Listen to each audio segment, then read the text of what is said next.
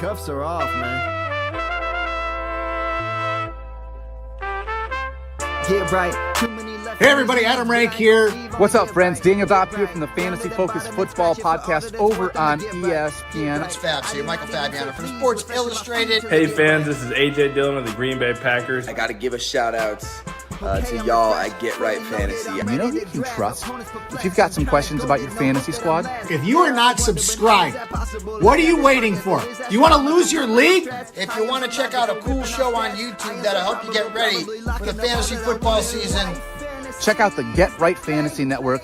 Check out the Get Right Fantasy Network. You got to get right with the Get Right Fantasy Network. Best of luck with your podcast. Appreciate the support. Get you right. Enjoy the show. And I'm getting down cause I run my sleeves up. And I'm getting right cause I run my sleeves up. And I'm getting down cause I run my sleeves up. And I'm getting right cause I What up? What up? What up? How we doing? You'll notice it's just gonna be it's just me, old Kenny G, your boy at the FF Tavern, and tonight we got a banger for you. We are gonna be doing the first, at least for us, of the year. I don't know if anyone else has done it, but we're gonna get a Scott Fish Bowl 15 mock draft going on tonight. Glad everyone could be here. Let's go ahead and get a little bit of setup going on here. All right, very good. So, for those that don't know, the rule set for Scott Fish Bowl. For those that don't know Scott Fish, real quick intro. I think everyone watching here probably knows about Scott Fish and the Scott Fish Bowl. Really fantastic charity fantasy football tournament for Fantasy Cares. But what's important to you guys is it's got a crazy rule set. Scoring just dropped. Let me give you just a real quick overview of the scoring if you're not super familiar. If not, quick Google search, just Scott Fish Bowl 15 scoring. Boom, it's going to come up with a bunch of places that have the scoring posted. Super easy to find on the Google there. But you know what? Actually, I could probably just pull this up on stream if I want to. Let's go ahead and do that. So it is 2.5 PPR for wide receivers. The general is 2.5 PPR, 3.5 PPR for tight end. All right. It is a full point for a first down for any player and half a point per carry. So the theme here is volume is king, right? All touchdowns are 6 points. That includes passing touchdowns, so a slight bump to the quarterbacks. But in general, it's a net negative for the quarterbacks because if you are a PPR receiver, you're getting 2.5. You know, if you're a pass-catching tight end getting a lot of targets, that's 3.5. And running backs, I think Bijan would have scored the highest last year. I'd have to double check. But with full point for a first down, half a point for a carry, 20 carries is getting you 10 points. All those first downs that the short yardage can get can really rack up. A lot of different ways to go, though. The big thing is the rosters. Okay, if you're in the draft, you'll probably notice if you go onto your team roster, this is kind of what we're dubbing ultra flex. So the idea is it is kind of positionless. Okay, if you hate tight ends, you don't got to draft a single one. There are 2 super flex spots, so you can start 2 quarterbacks. But you don't have to start a single quarterback if you don't want to. You can literally punt the quarterback position. And I'll tell you, it's kind of interesting because I think only one or 2 quarterbacks in 2024 under this scoring would have been essentially a first-round pick. So interesting. Should be pretty interesting. But if you want to grab 7 straight running backs, if you want to grow 7 straight wide receivers, you can do whatever you want to. But it's 11 starters, 11 bench, 9 position, and you can pop in 2 quarterbacks. So that's kind of the gist. Super PPR, point for first down, half point for carry is kind of the idea. So without further ado, let's hop into the draft. We're going to get a couple quick randoms, and then we've got a couple of folks who are actually drafting live or in some sort of a Scott Fish Bowl pod. So I'm going to give them their draft slot.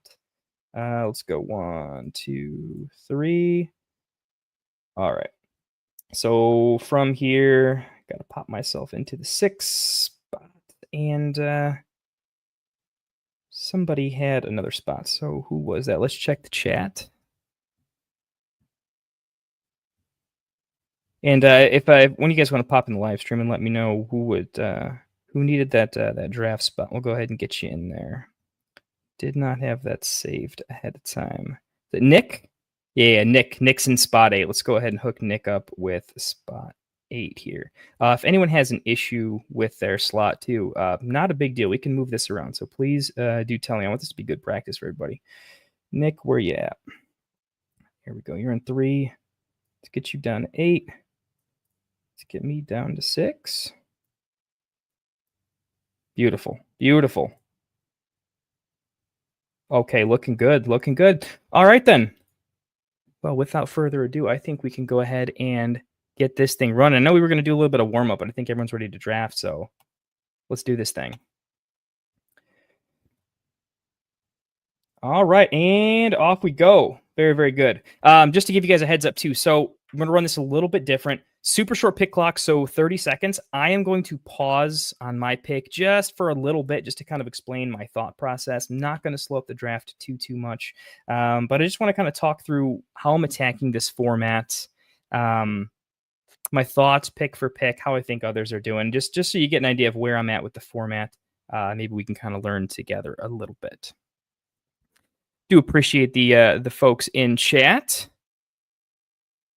Yeah, if anyone auto picks over here and a couple too many times in a row, I certainly appreciate it. And Ethan, if you are not in our Discord, definitely hop in there, message, just throw something out there. We'll make sure we get a link. I'll even throw a link in chat here in a little bit. Normally, I have a co-host here to help with production, so I might be a little bit slow on some of the production and getting some links and stuff in there. All right, let's go ahead and we're just going to pause draft real quick because I am on the clock. Not going to take too long. The real conversation here for me is, it's Bowers versus Jefferson versus do I get a little bit crazy? And I think I'm actually going to, in this format, from what I have seen, I am going to be pretty running back heavy. I want my volume kings, and I'm going to get a little bit silly here right off the bat. I do like the Bowers build. I think I'm just going to take Genty off the rip here, though. Right now, my way for attacking this is absolutely going to be pretty heavy volume king running backs. And then I've got some more nuanced strategies a little bit later on. We'll see how the board kind of falls to me. I really think it's like the top 2 tight ends. As soon as McBride's gone, I kind of just want to fully punt the tight end position. To be honest, that's kind of where I'm sitting with it. I just think there's too many other good spots through the entire section of the draft to where you can go real late value. I won't give up my favorite late tight ends, but there's at least 2 or 3 that I like considerably more, and I don't mind super punting all the way down for them.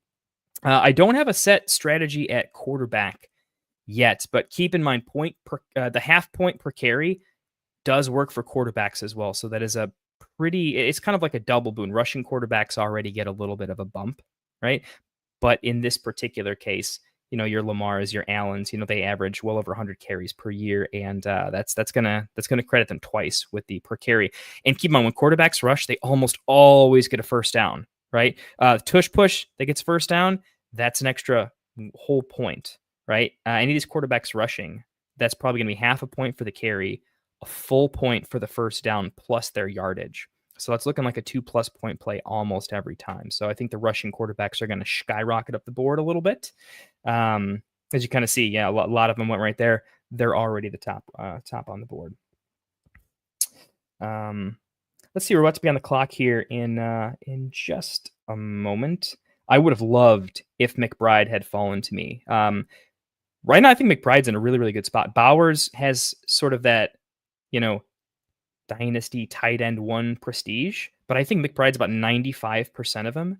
It wouldn't be massively shocking to have McBride finish just ahead of Bowers, if I'm being honest. So I like the round discount on McBride quite a bit. Let's see if I can just make this pick without going too deep into the tank, and I think I'm going to. I absolutely love Malik Neighbors. I really do. I think he's going to be a volume king. This is going to be one of the very few spots where I am going to go ahead and not take a running back, but it's specifically because I think Neighbors could lead the league in catches this year. There's only going to be a couple of wide receivers that I really target in on if there is a comparable running back that I like in the range. I was very much considering Devon Achane here. And I would have reached down the board enough to Jonathan Taylor. Remember, volume is king, and Jonathan Taylor he's a volume is king guy in an offense that it might not be super good, but it wasn't super good last year. And the way he finished the season, playing extremely good with teams knowing what they're going to do and how they're going to do it. And I think he's being undervalued because he's not as sexy in the dynasty world anymore. Strong running back class, deep running back class. I think the team narrative is just nasty. So I do think Jonathan Taylor is a value in redraft, but particularly will be a value in this one as well. And I might have to start giving not giving away every take there, because Tumultuous definitely going with him, but I think he probably would have grabbed him there anyways. Looking at the board here, so Justin Fields goes extremely early, but they're clearly looking at him as, what if he just rushes his mind away? And honestly, I don't think it's a crazy pick. I think it's earlier than I would go, but it's not as crazy as I think some people might think. Again, he's basically a running back that throws the ball a little bit. And if you look at the first round, you're seeing where the value is, and it really is not so much of the running back, but the volume king, right? You can be a volume king at wide receiver too. There's some wide receivers going later on that I will be targeting. I probably can't target one of them because same team here at this point, but we'll see how early Wandale goes. I think there was already a joke in the comments earlier about Wandale 101, and I could totally see. Oh no, is that just ADP? No, that had to be queued up. Sculling, come back to us. So Devon Achane finally goes. Pretty good value. Interesting that Aiden took Jacobs over Achane, but the points per carry definitely adding up. Keep in mind, Achane, the hyper PPR could come in handy. We'll see how that goes, but Ollie Gordon could come in and take some of the short yardage first downage and the goal lines away. So you can definitely see how that makes some sense. I'm going to go ahead and pause here just so I can talk through my pick a little bit with you guys. It won't take too much long. So I've got a couple wide receivers here. Remember, volume is king, right? So one of the things I have to consider here is, like, Ladd McConkey is probably a little bit over Drake London for me, just in volume, pretty close. Wouldn't consider AJ Brown, Marv. JSN is in consideration. I actually am looking at Garrett Wilson, and I don't think the running backs are good enough here. So for me, this is, again, volume is king play. Do I think Drake London is going to have more volume than Garrett Wilson? Kind of interesting. I think I'm going to go with the chalk just in case Wilson comes back to me. You know what? I might not. Yeah, we're going to go with Wilson here. I would not hate it if someone went... I'm going to go London. I wouldn't hate it if someone went Wilson. Looks like Ethan, what you got here? Did some number crushing on Hunter. Now, I will say that 27.5 per game sounds good. It's not as good as you think, though. I think that is, if you look at the Scott Fishbowl projections in the comped leagues right now, I think like TJ Hawkinson's week 1 projections is like 27 fantasy points. So it is good. I am definitely on the fading Hunter in this format thing. I think he'll be fun to own. I just think he's going to get overdrafted, but I think we've got some pretty savvy drafters here that haven't taken him. I projected him. Initially, I had him in the 3rd, and then I kept thinking about it, and there was just too many other better spots. It was mostly that I think he's going to be a low-volume wide receiver. Even BTJ was a low-volume wide receiver, and this is not a yards after the catch format. So I just don't think he brings enough on the offensive table to make up for it on defense with the hyper-offensive scoring. So he's going to have to fall to the round 4 for me, possibly later. We will have to see. So interesting. I was hoping the draft would hit this certain point when, for instance, London going right next to Chase Brown. We're going to hit this point where running backs are going to go heavier, and you're going to have these situations where they're screaming value at wide receiver, but you think it's screaming value. Is it true? You really have to look at the archetype of what you're drafting. For instance, Joe Mixon right there, right? You look at him compared to those wide receivers, and you'd think it's a crazy play, but he is a volume back. So let's see. I'm going to be up here in just a couple of picks. My queue is pretty well set up here. The next couple, there's an interesting choice here because there are some running backs that I do like quite a bit. Nick, okay, you took Garrett Wilson on me. I was definitely looking forward to Wilson coming back. We'll see if I get sniped here. There's a couple guys I might take over the running backs here potentially, but we will have to see. Let me make my pick and then I'll get back to the chat a little bit. So Ethan, you're drafting at the Seattle Live event. Awesome, man. Awesome. I hope we can get some good practice in here. I'm going to take a look at the quarterbacks on the board left here. There are some rushing quarterbacks available with Bo Nix and then Caleb here. Do I like them over this range? And I actually think I do. This is really close. I like JSN. I like Rashee Rice, and the running backs are close. I'm going to punt tight end at this point. So let's go ahead and take Bo Nix. It would have been pretty close between, Bo, Caleb, and Drake May there. I have them all in a pretty similar tier, and I like them similarly for all the similar reasons. Honestly took Nix there because I had 5 seconds. Didn't want to auto pick. And normally I might homer pick Caleb there, but I actually think Caleb probably won't use his legs as much as Nix and May. And in this format, I think I need that. But I think any of them are relatively fine picks. So interesting. We kind of hit this point where you look at the board and you look down a little bit and you see the running backs start to get a little bit gross here. Right? You're like, Kamara could be a volume king. Also could be kind of a muddy situation. Kenneth Walker, I kind of like, but you kind of see some more value at wide receiver. It's interesting. I still think I would be, if it came back to me, I think Judkins is really buried in ADP. He was actually someone I was seriously considering over the Knicks pick. I just did not want to get boxed out at a range of quarterbacks that I still would take. And I've got to run the math at that'd be an interesting thing for you guys. If I'm running some math, I would want to see the Knicks, Caleb, Drake May sort of projected comps against the running backs in this range. If I've learned one thing from this mock already, it's definitely going to be that is a decision point in the 4-5 that I'm going to want to study up a little bit and figure out what my plan of attack is there. I'm probably going to have some of my own tiers and tier breaks for this specific round to kind of figure out what I want to do. And we'll go from there. Do we want to double tap another quarterback here? I can in Caleb or May. It just feels a little bit early to go with one of them when I still have some pretty amazing talent on the board here. I'm going to reach down for someone that is has gone criminally too low. Easily Devontae Adams. I think Devontae Adams. I know this is going to feel a little bit silly, but I think Devontae Adams could absolutely be top 5 in targets or catches this year.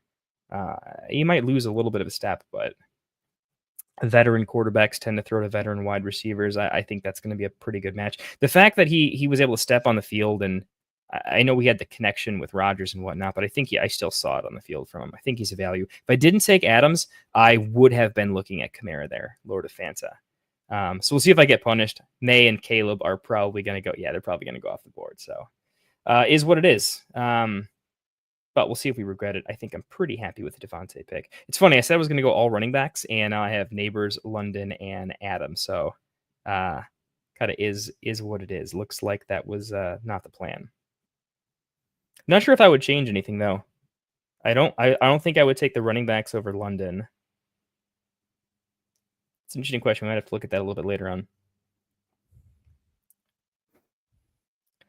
Get back over to chat and see what you guys are doing. Yeah, Victorious. Wan'Dale Robinson 101. This is the absolute format for him. I'm so curious to see where he ends up going for sure. Let's see. Do you think Trey Henderson will get a bunch of volume? I think he will at some point. I don't think he will early on in the season. I just don't see the need for it. I don't think they're going to put him on the field as the starter right away. I just think it's going to take. I think it'll come on pretty quick. I think by week 4 or 5 he will fully take over. I think you're going to see some pizzazz in the passing game a little bit, and it's going to get him on the field a little bit more. I do think he's going to see volume, but later. And I don't think the Patriots are going to be like an amazing offense. I think they'll probably be balanced. They just seem like a team that wants to get a few people involved. I think Trey Anderson really comes alive next year. I don't love him in this format. I don't see him as a 20 carry plus the catches guy, right? So I'm kind of fading him a little bit in this format, just a tiny bit. but we'll have to see. Remember, Trey Henderson is also, kind of your home run hitter too, which is sort of the opposite of what you want in this format. I think he's fantastic, but like between him and Judkins, for instance, I think Judkins is significantly better. Walker, who went later, I think Walker is a better volume running back who's guaranteed to have it, where there's a little too much volatility in the range of outcomes with Trey. What else? Aiden wanted Baker badly at the turn. 120 rushing attempts in the past 2 seasons. Baker does use his legs a little bit, honestly. You got a point there. I think got to give a huge credit to Andy Holloway of the Fantasy Footballers, because I love his take. If you caught one of the more recent shows, he was calling Baker Mayfield sort of the poor man's Burrow. And that was a tough pill to swallow, but his take really made sense. And if he doesn't face a lot of regression, he pretty much is a slightly poor man's Burrow, but with better athleticism. And that would add up in here. Baker has a tendency to try to go get that first down on his own too when he needs to. So I think he's going to have a lot of little 2-3 point plays here where he gets the rush for half, he gets the first down for 1, 5 yards. That's 2 point play right there. I like that a lot.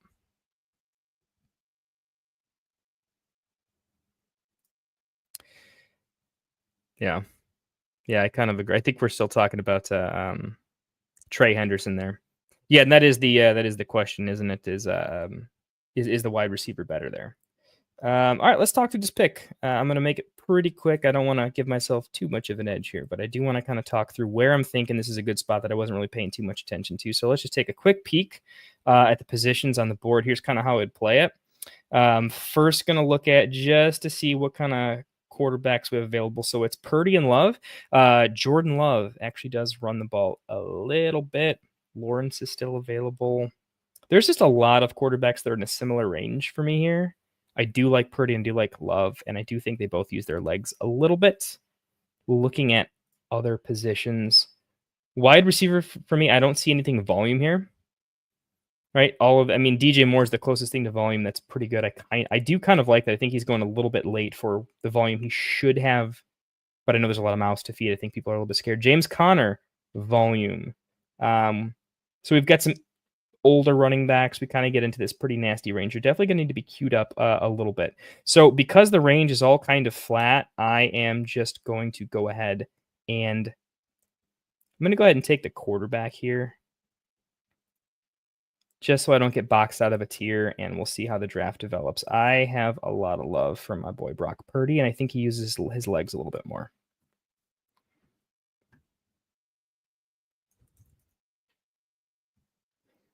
Not sure I love that pick, in all honesty. If I had to go back and think about that, yeah, I was going to say Bryce Young might be the better pick there with his legs a little bit. And honestly, Jordan Love, I think he rushes a little bit more this year too. This is the curse of streaming while drafting and not wanting to take too much time. Some of those spots are going to happen. That was definitely one of them. I don't think it is the best pick or the best play there, but I didn't see anything super, super obvious. And this is also a point in the draft. I just want to point out, when I went to go look over, the fact that you can't look at quarterbacks, running backs, and wide receivers, kind of brutal. I think when it comes to looking through the players, the actual app itself, because there aren't any running back spots or wide receiver spots. It's going to be tricky. You're really going to have to kind of have your own rankings and kind of make that work. Ooh, Anthony Richardson, spicy. I mean, if he somehow gets healthy and wins the job, right? Like, that is a mercurial pick if it works out. Warren goes, Hawk goes. There's kind of this lull where tight ends just kind of haven't been going. Back on me, DJ Moore still on the board. Caleb Johnson still on the board. I think Caleb Johnson is going to walk into a ridiculous amount of volume. And if I look down the board, the next couple of, there's another back I like here way more. It's way down the board. I'm not going to grab it, though. I'm going to play the ADP game. I am going to play the ADP game. I can't find my pick in time, so I have to go with DJ Moore only because I couldn't find Caleb Johnson. Straight up would have rather had Caleb Johnson there, but I did not want to time out on you guys, so my apologies. We'll see if the guy I want next round comes back. Props to you if you can spot who I would have picked there. I'm playing the ADP game. I definitely would have gone Caleb at 7, but I think there's a guy buried who absolutely needs to come up a little bit. I always play the ADP game in mocks with competitive folks like you guys, because I really want to test out, like, can I play that game? How sharp is sort of the early crowd? Do people kind of know? Are they looking? What do they find on a short clock too? Where does their head kind of go to? Because you got to make a pretty quick decision. A lot of value in not just doing the mock, but, you know, asking yourself, like, hey, what would I do different? How does this help me with my prep next time? So yeah, we'll see. Got to be queued up though. I urge you all to try talking into a microphone and looking at a camera while making draft picks, though. It will make you very, very dumb very, very quick. Looks like someone got sniped, Mr. Timothy. Where are you at, Timothy? Yeah. Oh, yeah. That round did get kind of snipey, didn't it? Hitting the end of QB tier, definitely a big advantage here. QB going too early for my liking for a lot of these non-rushing quarterbacks. Yeah, I agree with you, Ethan. I think a lot of it, though, is just the lack of reps in practice. You know how when you do super flex mocks, quarterbacks tend to, when you take it really seriously, they tend to go early, and the more comfortable you get with finding ranges later on you're comfortable with and looking at the way the board works in your favor a little bit later, I think you gain the confidence to go ahead and take quarterback later and later and later. But I think it's going to take a comfortability. You know, for me, for instance, I probably wouldn't have taken Purdy at all and would have taken a positional player, but I don't want to say panic pick. It's just a short clock. I think by the time we do 2 or 3 more of these, I'm going to try to run it more than one next week. I think you're going to see quarterbacks start sliding down the board a little bit. So good observation. I think that's one to keep in mind. Mock to mock. And that's a hardcore snipe there. Nick doing a lot of sniping today. Tony Pollard is ridiculous in this format. I'm just going to tell you right now, he's absolutely ridiculous. I think Tony Pollard's going to score more points than Chase Brown at the 3-7. Just tell you that right now, straight up. Tony Pollard is going to eat.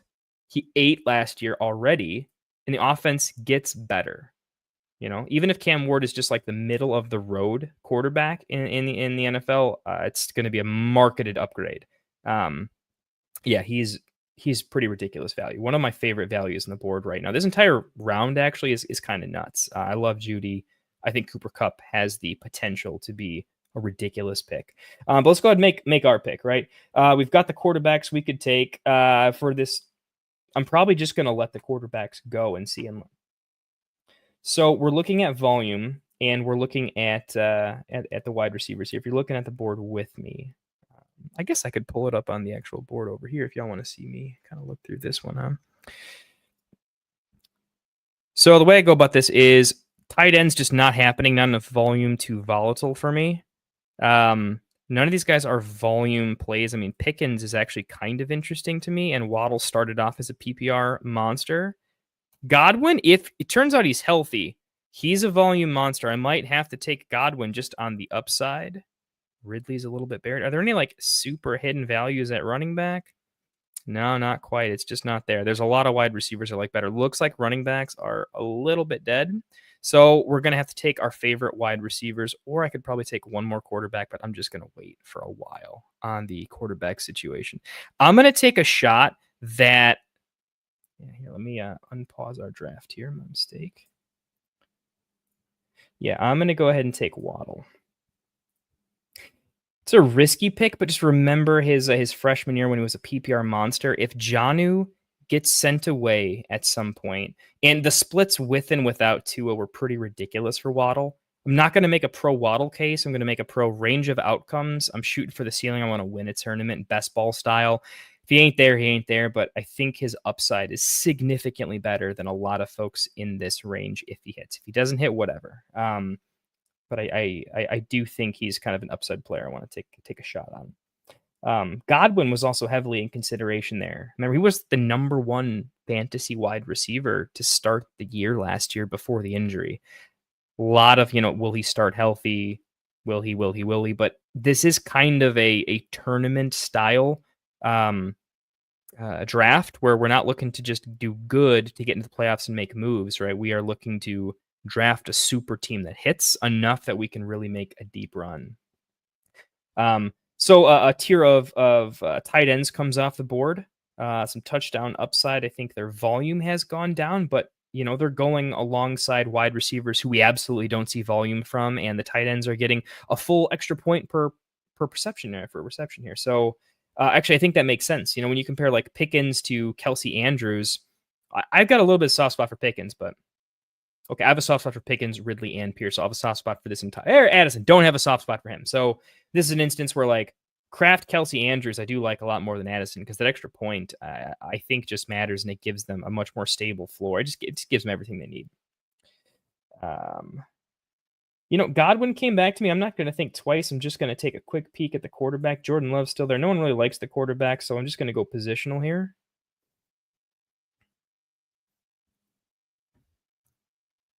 And sorry, I forgot to put this down. I'm not exactly reading the board too well.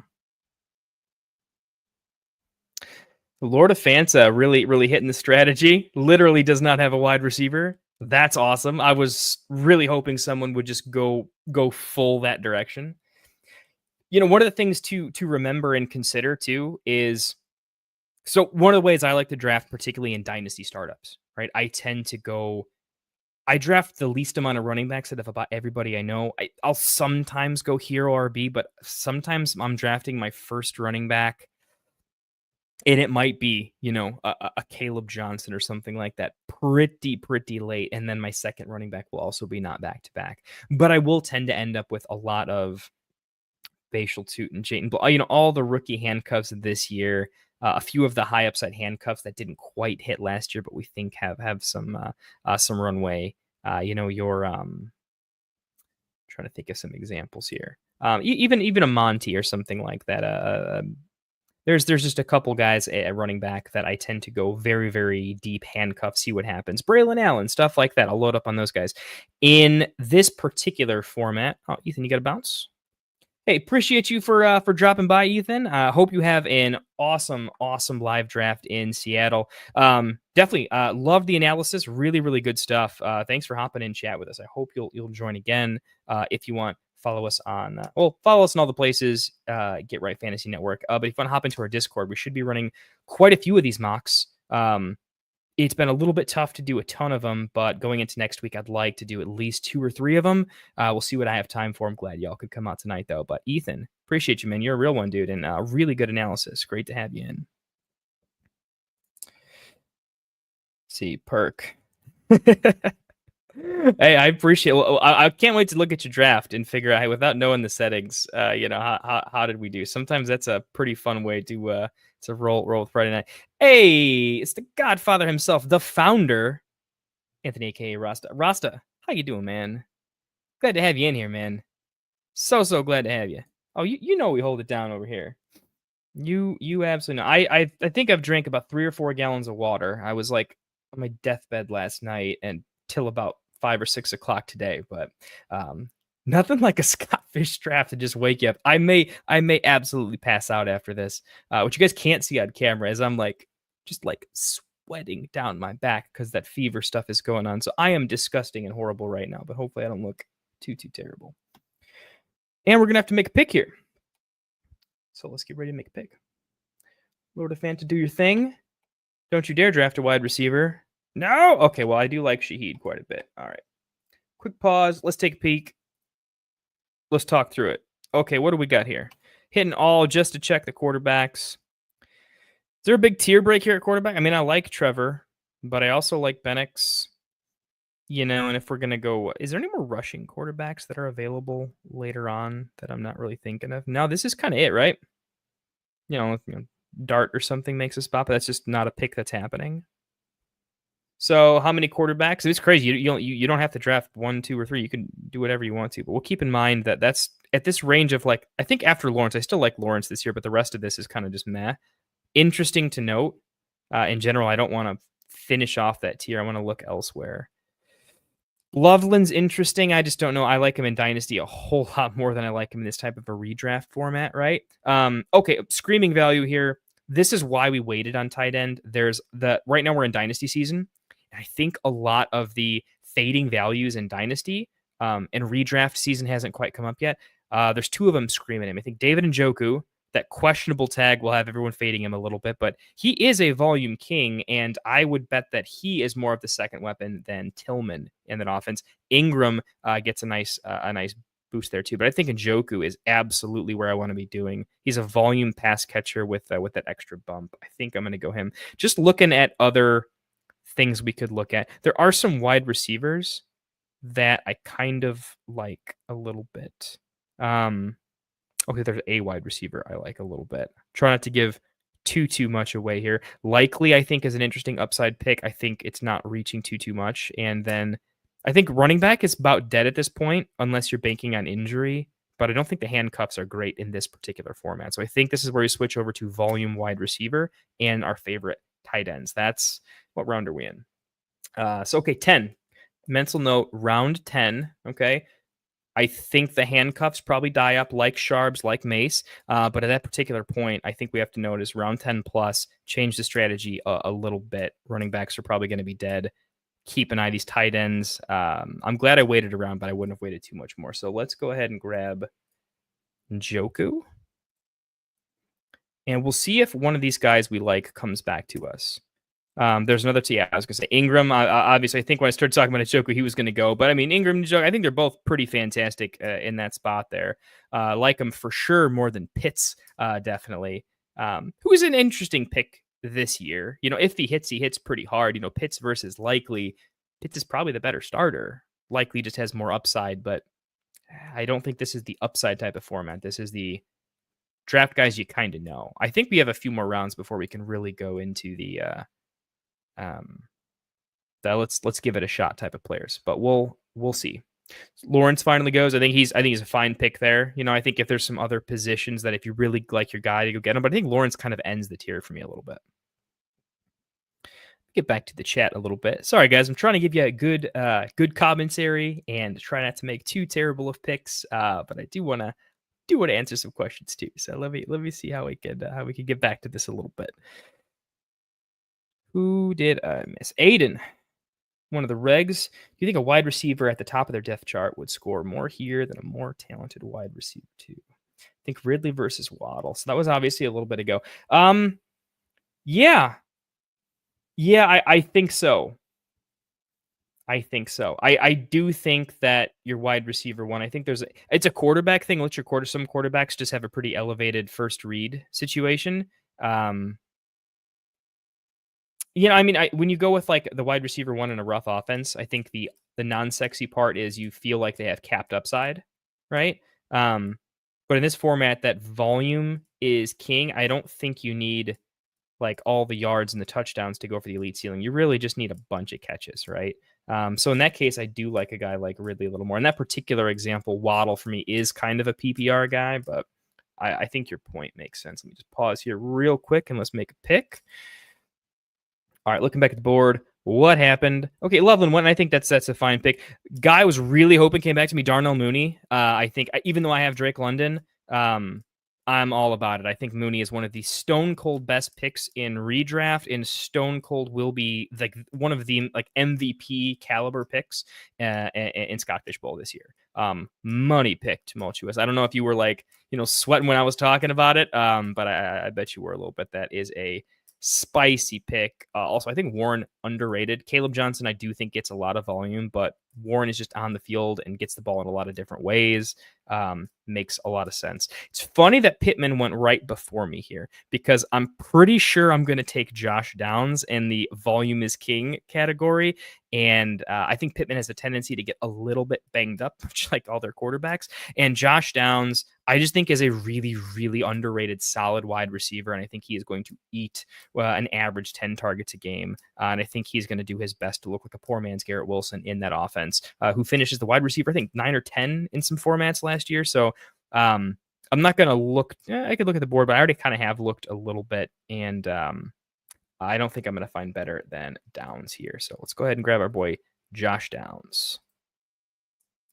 My pick for the technical sort of wide receiver one in that offense as written. I do like Michael Pittman in general as a player. I think I think he's getting unfairly buried a little bit, but it's a situation. Like he's a good NFL player, I should say. I don't want to bury the human being, but his fantasy situation is a little bit dicey, right? But kudos to you. I remember when I was in on Pittman, the talent, and I think he's still solid. Hope he gets traded one day. I think that would be nice for him. What do we got here? Breaking ball. Yep. Good to have breaking ball here. Okay, I got to hand it to you. Breaking ball, by the way, absolutely pulled off a masterclass of a trade with me in Dynasty, which is not easy to do. I am a greedy son of a bee every now and again, depending on how many beers I've had. I get really, really less greedy if I've had a few too many, as some people can testify to. But managed to get Bucky Irving off me, which I didn't think was possible. And after getting Bucky Irving off me, he will be the last share of Bucky Irving that I let go. It was a good trade, but I got to hand it to Breaking Ball. That was absolutely a wonderful trade. Hit him up in Discord; he can tell you all about it. Kind of stomp on me a little bit. Yeah. I definitely thought he was going to go. He's just really buried in ADP, but I think he's beautiful for this format. Both those guys, Mooney, Downs. We'll see if I can get to my next version of that guy. I got a few more of them left in the tank, so we'll have to see. Let's try not to talk about him too much ahead of time. Likely goes. That's someone I was kind of thinking about while we are. So I'm keeping the draft board up here just so you guys can kind of see what. You know what? I can actually move. Here, I'll move my head around a little bit for you so you can see that a little bit better. If there's a better layout format that you guys like or want to, definitely please comment. It's not something I'm always paying attention to. Like you guys, sometimes I just key into the draft and the picks and forget about stuff. Quick pause if you guys don't mind. Let's talk about it. Let's look at it. All right, so we had a couple guys go. Let's take a peek at quarterbacks. Two with staff. Yeah, probably just not happen. Geno's kind of interesting. I have Genty, so it's probably not a thing, but Geno has been known to rush a little bit. I just don't think he probably matches up with what's on the board. So, tight ends in this range, we are down to the, Goddard, Freiermuth. Okay, that's pretty ugly. We got some rookies down low where we might look at. Again, handcuff running backs. We said no. Even if they get the role, I'm just not loving it. So what's our wide receivers here? Kind of ugly. Kind of a little bit ugly here, to be honest. If I had to, I don't even want to say the wide receivers I like. I mean, I'm a Chicago guy, so like Trey Harris, Luther Bird, me like, but those are not a volume guys whatsoever. Kyle Williams, the new rookie. Remember when we were really in on Polk, though, right? I mean, there's a lot of ambiguity there. Interesting to take a shot on. I'm gonna go with tight ends here, though. They get a bump, and I think this ADP isn't giving them the nod. Yeah, there's some wide receivers down there too, but I'm gonna take a position of scarcity, I believe, which is there's still some tight ends I think I like, and I think once I take a couple, I think people are gonna look down and probably see there's some good stuff down there a little bit. So. I'm looking at Mason Taylor. I'm looking at Brenton Strange. I think Mason Taylor has a pretty clear path to be the second pass catcher in that offense. So I'm going to take a shot on him. And then I'm going to go ahead and guess that there is 0% chance that Strange comes back to me. But if he does, good chance I'm looking at him. There are some handcuffs that I do like. Garendo is absolutely one of them. I'm pretty in on CMC this year, but if that goes poorly, I am super in on Garendo all the time. I think Garendo might be my highest owned player in the entirety of the Dynasty format.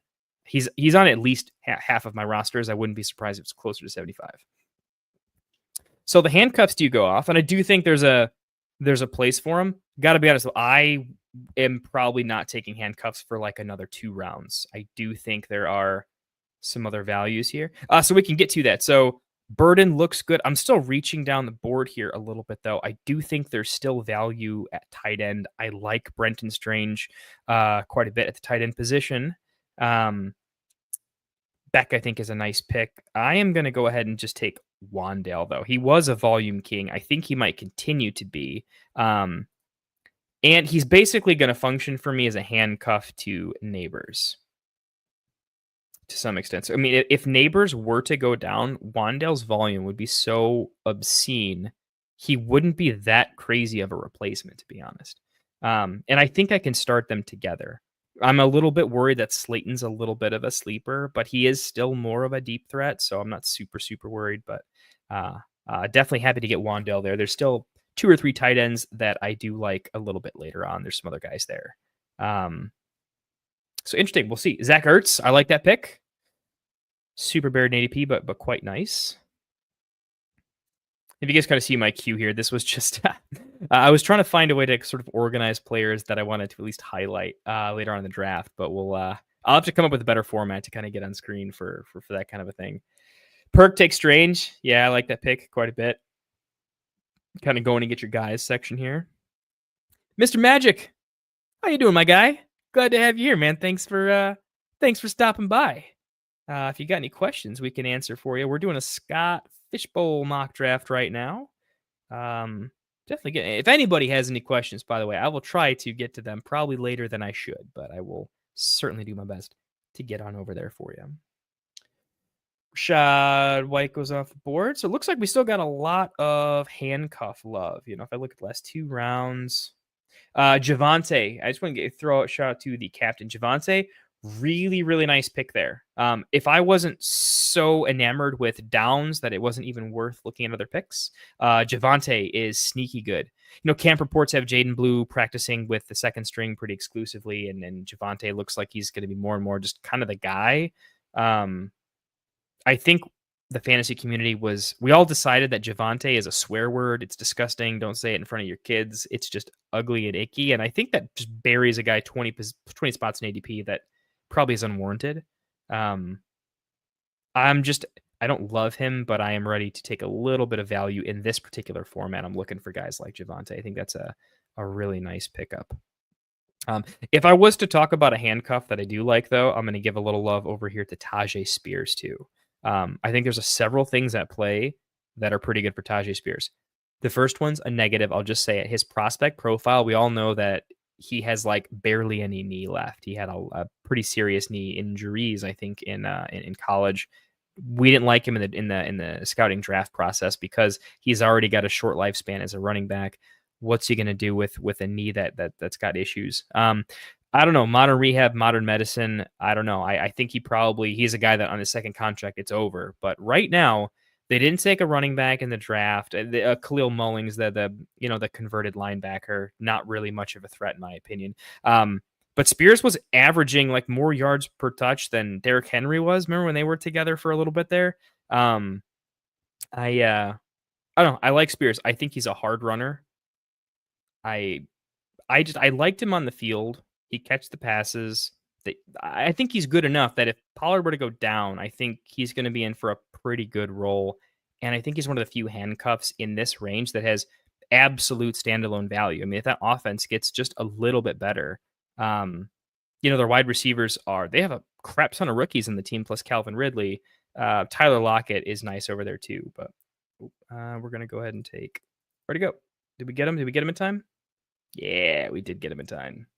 I know they have 2 billion wide receivers, but you can't put them all on the field at the same time. And this is a tough one for me because Otten's not a volume play, but I just like Otten. And I have to be honest, I had 2 seconds. He was not going to be my actual pick, but I think he is okay. There is another tight end I would have taken over him, and there is a wide receiver.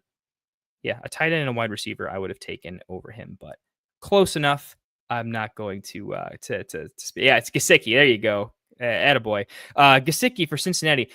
A lot of things to like about Gesicki that are better than Otten. So just pretend I drafted Gesicki because that's what would have happened. Cincy has kind of a target funnel 2 wide receiver offense, which means Gesicki gets on the field a lot, stays in the field a lot. If you're gonna double bracket chase, put somebody solid on T, maybe with some shadow coverage, and then Gesicki's just going to be open a lot. And I think he's going to catch a lot of passes. I don't think he's going to get to 10 targets and get crazy. But I think there's a world where he just gets 7 targets a game. And is kind of like a slightly worse version of TJ Hawkinson, where he just kind of eats a lot consistently and helps move the chains. Good offense, bad defense. Joe Burrow throwing the ball. Only 2 other guys to really compete with. That's a lot of good things there. I like that quite a bit. Let's see if I can remember to actually pause my clock this time a little bit. And It's funny. I literally have my queue sitting here so that people, I guess, can kind of know what I have queued up there. But we'll see. Let's pause and think about this just a little bit with you guys. So here's where let's look at the last round or two. Let's take a bit of a think.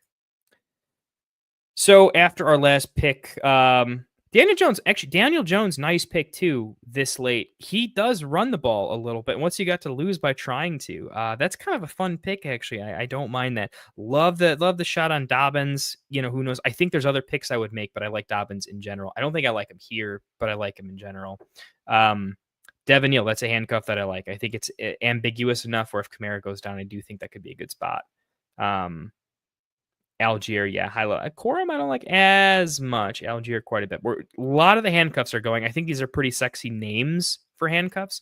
I think there's some wide receivers that we have left to think about. Tillman here is in serious consideration for me. I like the volume he could run into. I think he's going to have some soft coverage because I do think Njoku is going to be good and require some coverage. And Judy, of course. I just think he's a situation where he's not talented enough to be a one or anything, but I think he can slot in as a pretty decent two in an offense. So he's in consideration. I like Jalen Noel quite a bit. I'm a little bit higher on Higgins in terms of getting in the field, but this is an interesting pick. If Nico were to go down at any point, or if Noel just shows up a little bit more in camp, that could be kind of interesting and spicy.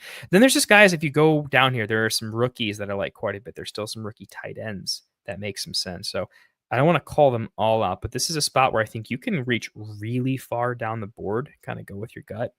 I'm going to start playing the ADP game on some guys that I like. It's the fun part is you can just queue up a bunch of guys you like and don't have to worry about positions. So let's just start there. I'm going to start with Tillman and see how that goes. See what everyone's feeling. And we're going the full round, so it's going to get dicey towards the end for sure. We'll see how that goes. And I'll probably not pause my picks. I'll just take what I like. Wilson, brother, it's been a minute, man. Glad to have you back. Man, when's the last time we had you on a stream, brother? I know we messaged back and forth on X and the other platforms and whatnot, but man, good to have you here, bro. Love to see it. We got over here. Jackson Dart, you legs. Quite a bit of old mess. Yeah, I like me some Jackson Dart. I just don't see how he takes over the job early enough to matter. It's I think it's a win more play. Does that make sense? I think the team is astute and smart enough to say, hey, it would be a mistake if we rush him onto the field. We're not a Super Bowl team this year, probably next. Let's make sure we do the right things with our quarterback of the future and treat him as such, treat him as the quarterback of the future, give him the Jordan Love treatment. I think that's the best play for him. I think if Dart gets on the field, it's just a little too soon. If he does in this format, I still like him. I'm not saying I hate him. I'm just saying for the draft pick, I would be a little bit worried that if your team's good enough that you didn't need him going into the playoffs and then he's a league winner once you're already good, it's kind of the definition of a win more characteristic. And while that is valuable because this is a top-heavy tournament-style format where you need that, I think there's probably a few other directions I would go. You need so much to smash go right for that to be a I think it's still it's not a bad pick, but I think I would pivot a little bit. But that being said, who are we taking him over, right? This is when you look at who's left, would I take Dart over Tillman? Would I take him over maybe a no? Would I take him over a Jalen? Yeah, actually, Dart definitely over Milroe for sure. Theo Johnson, right? Theo Johnson's kind of an interesting one. I know he was injured, but if he comes back in time, he could be okay. There's just still a couple other guys here that I still like. You've kind of convinced me that the Dart pick there in the 14th is actually probably fine. Yep, official. We are doing the third round reversal again in SBF 15. Love it. Love it. Love it. All right, let's make a pick. You know what? Let's see if we can do this without pausing. We are gonna, I'm gonna pause a little bit, talk about it, and then it's probably the last one we pause. So we're in the super late rounds. We got about 5 or 6 picks left. Obviously, my queue is running a little bit thin. We know at this spot we are looking for high upside handcuffs who will walk into volume if they get the job. We are looking to avoid handcuffs that will step into ambiguity in a bigger timeshare or lead to an immediate trade, right? That's kind of what we're looking for. So like Dylan Sampson, I love him, but I think he's still developmental on the team. If Judkins goes down, I think that's still going to be a pretty messy timeshare with the guy right next to him here and in Jerome Ford, right? With Ollie Gordon, I'm not sure I love Jalen Wright as a handcuff as much as I used to. So looking at some other guys that we like a little bit farther down the board, Josh Palmer over in Buffalo. I don't know if we can get to volume, but I think he's a more sure-handed pass catcher, a savvier route runner, and a better NFL veteran than what they have on the team currently. And I would feel a lot better about it if Khalil Shakir weren't already there and kind of does that role pretty nice. So maybe there's some limited upside there. Pat Bryant could win out the wide receiver 2 role. I know the camp hype is all, Devon Vele, but I think Pat Bryant, absolutely, if he wins the wide receiver 2 spot, Cortland Sutton is a little bit older, possibly a midseason trade away. If Pat Bryant walks into he could be like a surprise wide receiver 1, actually. I think he's probably more of a wide receiver 2 in that team. I don't think Sutton's going anywhere, but Pat Bryant's probably where my lean is at this point. Looking at the tight ends, don't like him. Not taking Amari Cooper. I do think Keenan Allen's a little spicy if he signs somewhere. I don't think he's dead yet. Adonai Mitchell's the opposite of a volume play, so a little bit tough, but still probably valuable. Juwan Johnson is definitely a tight end I have left on my board. He got the bag. The team should be trash, but tight ends get a lot of points, and he might be good enough for a flex. I think there's better alternatives like Handcuff and Woody Mark. So the point of this was to look at wide receiver versus running back to see, do we start going handcuffs of our own, or do we have to go wide receiver, and is the tight ends even worth it? In my opinion, tight ends are handcuff tight ends at this point. The running backs have some value, but I still think there's wide receivers with more value. If I see, like, Braylon Allen would be my pick here, but Lord of Fanta is really good at drafting, so he took one of my favorite guys. So this will be a spot where we can look at like the Dylan Sampsons of the world. I still think there's wide receivers that I like before they dry up completely. So let's go ahead and take our boy Pat Bryant. Or we'll just auto pick to we'll go ahead and auto pick to Keenan Allen. Go ahead and do that. No problem. Could be a better pick. We'll see where he signs. Ray Gamer, what's going on, man? How you doing? Glad to have you in here. If you got any questions I can answer for you, I would absolutely love to punt my picks a little bit further, but at least while I'm doing that, I'd love to answer some questions for you for sure. But hey, man, glad to have you here, man. You spend your Friday night with us, so I'm a little under the weather, so I don't have a cold beverage to cheers you, but here's a little water, man. My guy. Aiden. Vele is also a little bit old. He's not just a little bit older, man. He's at least 27, right? He's not 20, he's 27, right? Yeah, I think he's got 5 years on Pat Bryant, which is kind of crazy. Yeah. I don't hate Vele. I just think, yeah, of course he's got camp hype. Everybody looks good in camp. He's also 5 years older and more physically gifted than Pat Bryant, but I think Pat Bryant's just a significantly better wide receiver. We'll see. I don't hate Vele. He just fits an archetype that, like, I will consistently be fine being wrong on Vele. I dropped him in a dynasty roster even after the he looks good news. Maybe someone can fab dump. Wilson, I am running solo tonight, my friend. All of our boys, they got lives going on. They got stuff going on. So I got to hold down the fort tonight. All beyond valid reasons for everybody. Won't enamor you with all that, but they got a lot going on tonight. So yeah, it's just going to be me. All right. And, I don't even think we need to pause here because our boy Pat Bryant's still on the board. So let's go ahead and take him here. And we'll just go ahead and talk through some guys that we might look at to kind of round out our boards a little bit.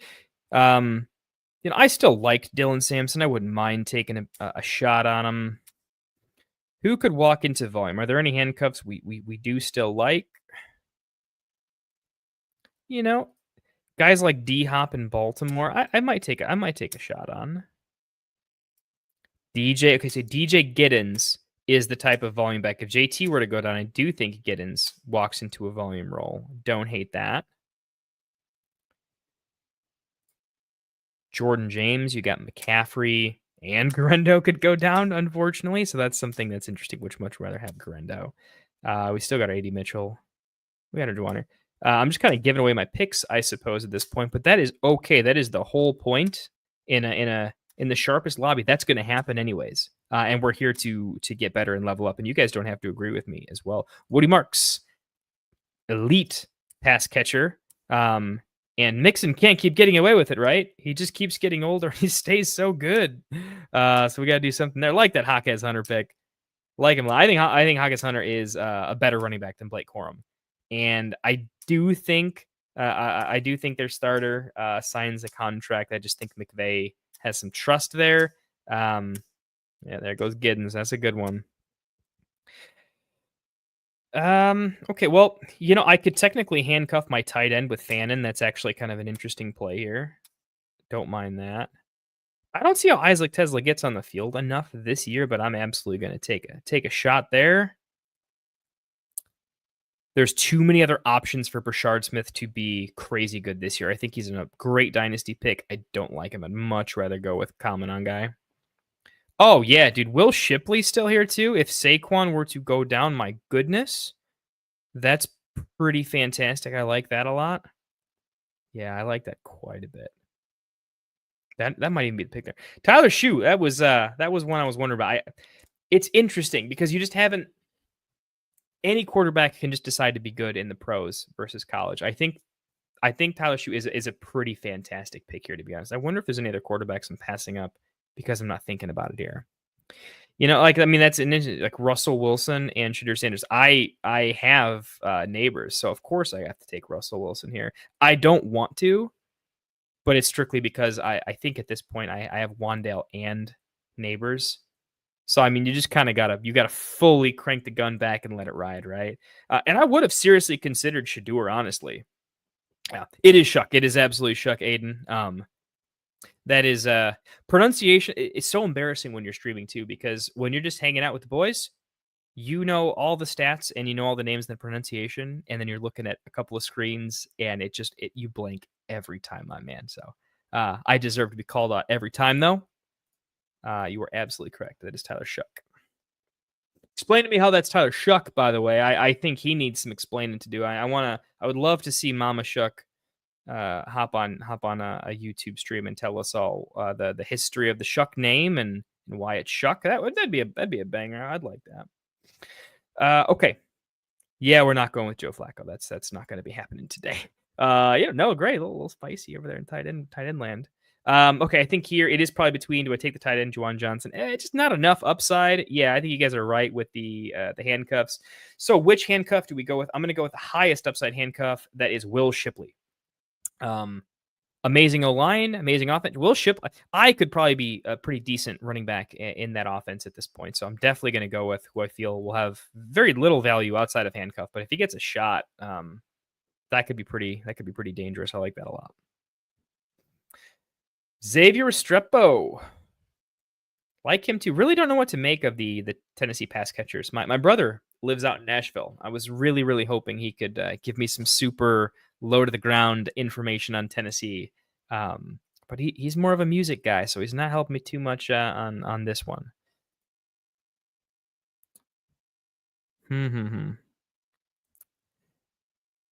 Yeah, interesting. I feel like these last... Let's just look at the board and talk about like some ranges that were kind of interesting. So,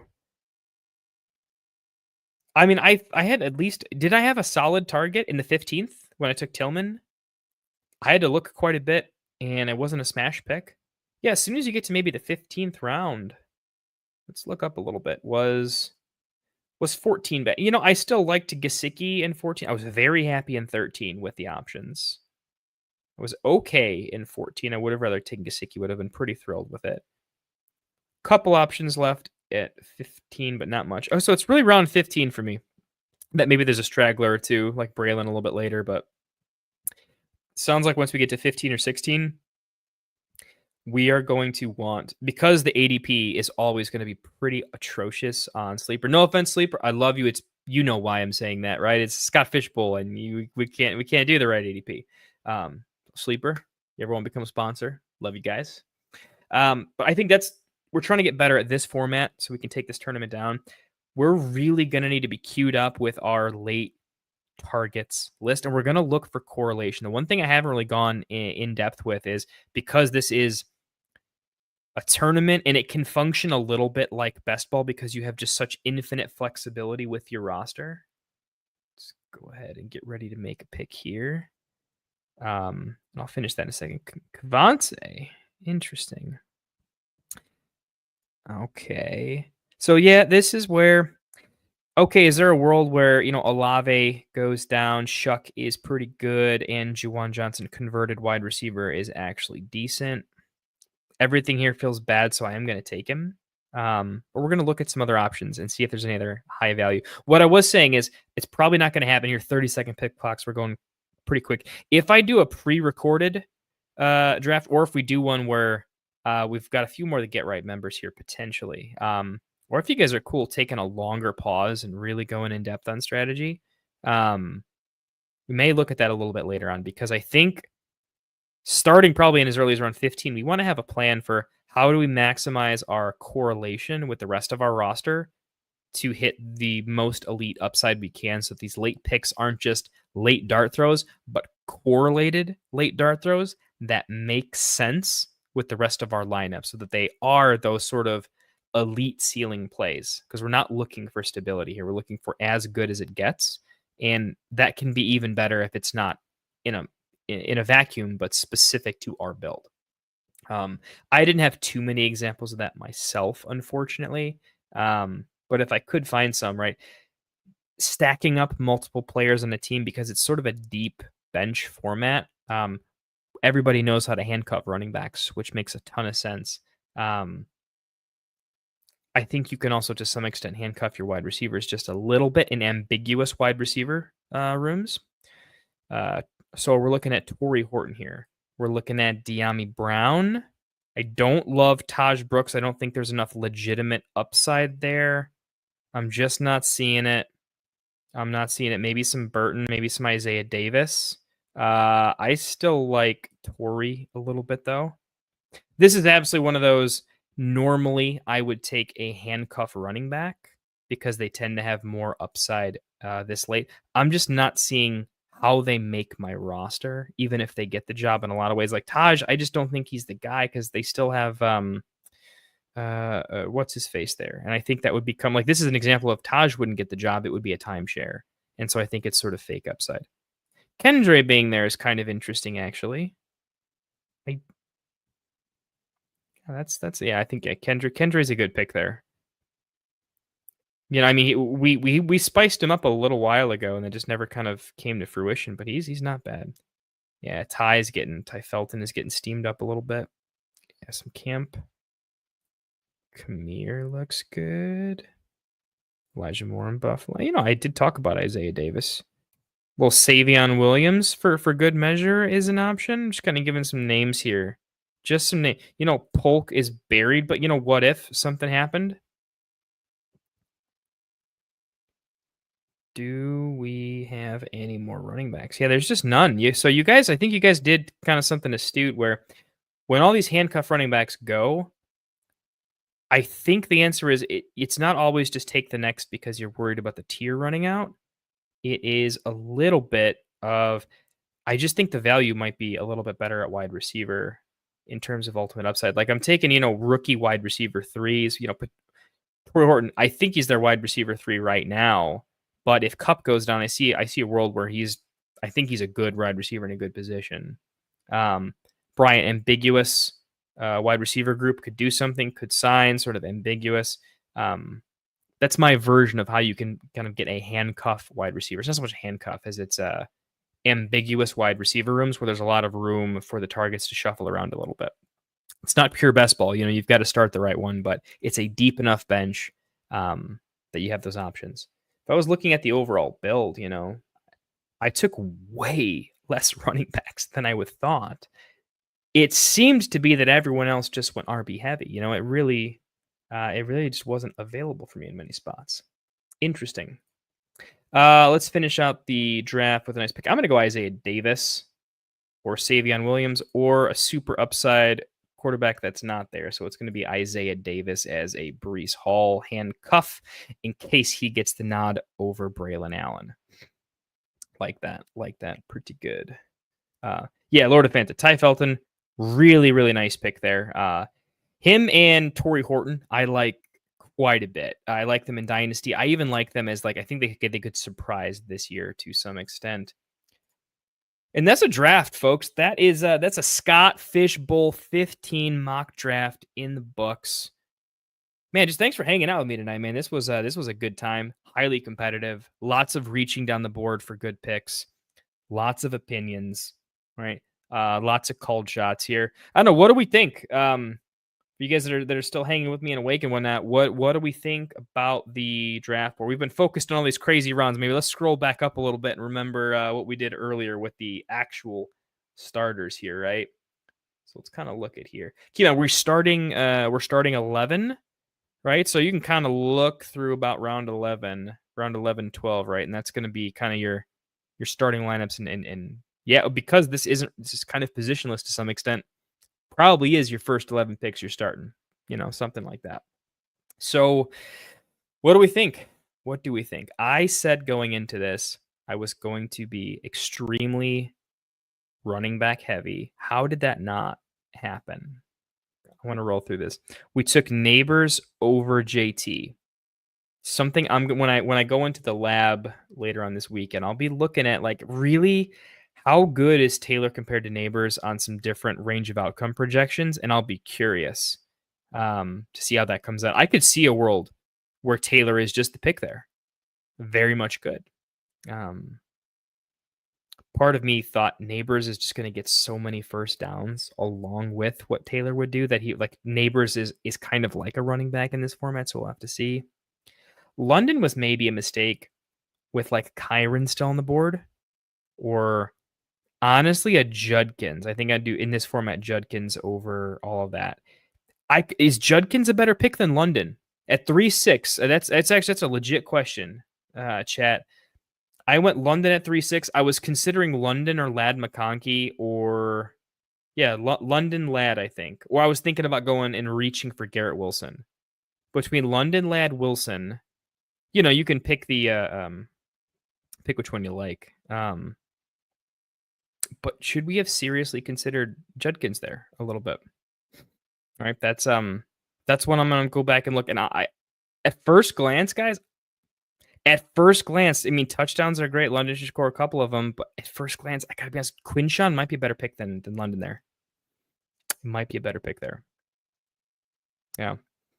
So my first quarterback, 4.7. Okay. Knowing that we can get Lawrence in the 10th or this other stuff, and we don't even have to start him. Should we have gone Rashee Rice? Or in this case, Judkins was still on the board. Judkins versus Bo Nix. What do you guys think? Judkins over this quarterback range? Yeah, Timothy. That's kind of what I'm thinking. It just felt like an ADP mistake, right? To take him over London, play the ADP game. But yeah, was Nix one of those picks where it's like, hey, the more we do these, the more you'll let quarterbacks go because you know where they go. And I think you hit it. I think we hit that. We could have passed on Nix. When you look at where, like, May and Caleb went, we could have absolutely waited and got someone still in that tier, and we would not have missed out on one of the last ultra high volume running backs. So I think what we did is we gifted somebody else a scarcity asset, and we took something that is a little bit more replaceable. And that's just bad draft strategy. So, hey, we leveled up. We learned. That's a good one. We're getting better. It's not how good our team looks. It's how much we learned, so we can smoke everybody else who was too busy, roster baiting over their mocks to not figure out how to be better on the next time, right? Good observation there. What you have here, breaking ball. Makes questions often having to play volume and adjust points to such, which really makes you think of deep-seated quality players. That's Tony Pollard for me right there. Breaking. That is absolutely where I see like a Tony Pollard at, right? He is a good player. We always thought he was a good player when he was leaving Dallas. PFF had him as a very highly graded running back. Towards the late end of the season when we weren't loving him in the next season. he was a volume back. Their offense got better. He's quality. Yeah, there's going to be a couple of those. Even like Pacheco at 7.5. I think he's a quality player. Had a lot of bad things happen. He could come back into volume. He might not, but he could, and he's quality. Connor at 7.2 might be an absolute monumental steal, right? Connor last year in this format, when he's injured, you don't play him, but we'll have to look at some of these individual picks and say, ooh, going into our next one when we kind of reset our own ADPs. And if we had time, if I didn't have to set up a stream and do some other stuff, right? If I was in your seats, right, you're really queuing up, using the stars, using the cues, really, you're going to need a good visual overlay. I think for Sleeper in particular, the ability to, star a player, I think that's put them on the watch list, and using your cue. I think using both as kind of a visual is going to be useful. Use the technology you have in front of you. So moving on a little bit, I know I'm just analyzing my draft here. I don't think I have time to go full ham into analyzing a bunch of teams. What I plan on doing, though, is over the weekend, I hope to record a quick video where I just break this down, talk about some picks I like, picks maybe I would have changed if I were you. So if you want to watch it back and see what you think about that, I think that's going to be better for pre-recorded content where I can, off camera, really take a look, take some notes, and then make a nice, clean, concise analysis for you. And that video will go out. And so wait for that a little bit later on. I think whatever I can give you right now is going to be so off the cuff. It's going to be just not as good as it could be, not as valuable as it could be. I might pick a favorite team or two here in closing. But I'm probably just going to roll through mine because it's fresh in my head and I know where I was at each pick along the way. I think it's probably more valuable compare where your head was at with a similar pick. So we talked about the Knicks. Definitely, yeah, Judkins for sure. That was a mistake, big mistake. I would have taken Judkins there. To be fair, I would have taken Walker over Knicks there too, if I'm being real with you. Moving on, Devontae, I don't regret though. Devontae, no, Kamara's fantastic, but range of outcomes has a lot of risk there. Is Kamara's upside worth the risk reaching over Adams, right? There's no other running backs. Connor, maybe. I think Kamara, Connor. I know Connor went way later, but I think Connor should belong right next to Kamara personally. So this was a Devontae, Connor, Kamara, or do I take one of the quarterbacks? Let's pretend I didn't have Knicks. Would I still go Adams, or do I go one of these quarterbacks? LA should be a 2-target funnel system, I think. And I think Devontae can probably average 10 targets a game. I haven't looked at it, but I don't think the Rams have a particularly fantastic defense, and I think they have a pretty tough division. Yeah, I still think Adams is fine there. I mean, I thought Adams belonged around earlier anyways. I'm just going to stay bullish on him. I think that's a fine pick. Moving on to the Purdy pick. I thought this was sort of a tier break. The mental, like, hey, if you run out of tiers at quarterback, like you just know there's going to be you made a mistake. In this case, I don't know. You just don't even have to start a quarterback. There's a justification to, like, hear me out. What if you just don't take quarterbacks at value? Because if you're ever going to start one in the super flex, maybe it's a Rich went at the 6.12, right? So you'd have to get the value a little bit later on. But the darts in the 14th, that type of thing, the Daniel Jones and dart in like 13, 14, is that the better way to play this than taking a quarterback in the middle rounds? I don't know. That is something I'll be looking at a little bit more. I've got to look at the comparable scoring between this tier of quarterback and where they would have finished with this tier of wide receiver running back. So I will get some notes on that too, hopefully for the analysis, so you guys can check that out a little bit, and I'll be chatting about this in Discord too, for sure. Because I think we're bringing four other, either fans or members of Get Right to a Scott Fish Bowl. I think I'm bringing 3 or 4. I got 3 or 4 of our own guys into the Chicago Live. Super happy and proud about that.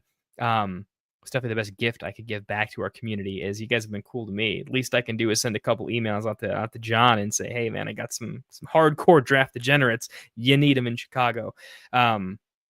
So absolutely, I'm kind of treating this like a chess tournament where I want to prep with our guys over here, anyone who's watching Get Right, and we're gonna theory craft the hell out of this until we get to a point we feel really, really purely competent, and we can walk in there just knowing we're gonna crush it. So I'm gonna get those comps for like the Bryce, Purdy, Dak, I'm gonna get the Knicks, May, Caleb numbers, the rushing mid tiers. Maybe throw Lawrence somewhere in there. We'll figure that out comparable to this range of guys. I think that should be in there for sure. Oh, coming back to a couple here. Yeah. Yep. I mean, when we do this again, man, Judkins, I think 3-4 turn, right? If they remember this video, I don't think he makes it past like 4-2 anymore, right? At a minimum, you might need to take him at the late third. We'll have to see.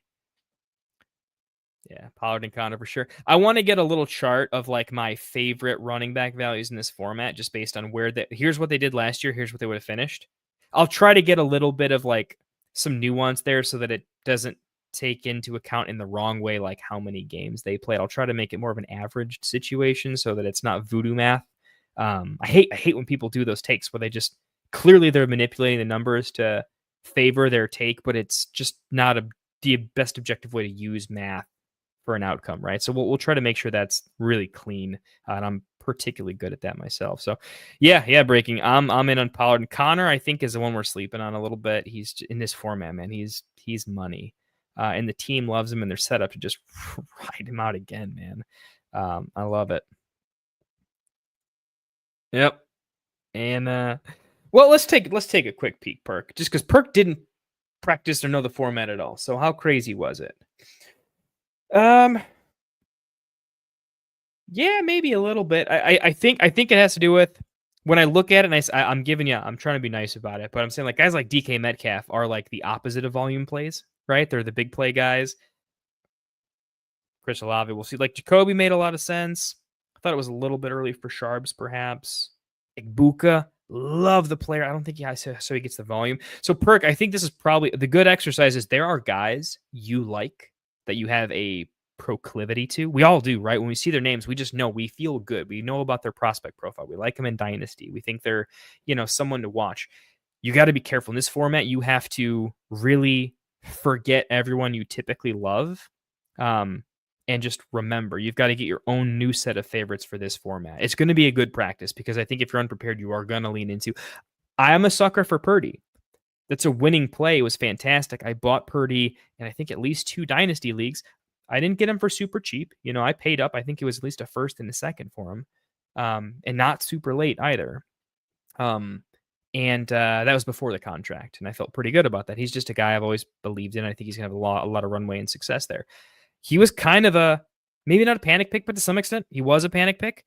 And he's just a guy I like. And I justified that, well, he runs a little bit. He gets a couple first downs here and there. And yeah, I don't think he was a pick there. And he was a guy I like, and it made it easier to take. And that is an area I'm going to have to break down and get better with myself, right? So not how bad the team is. It's how did our thought process level up? This was not the Friday night mock, tournament style, right? This is this was class for all of us. This was hitting the lab for sure.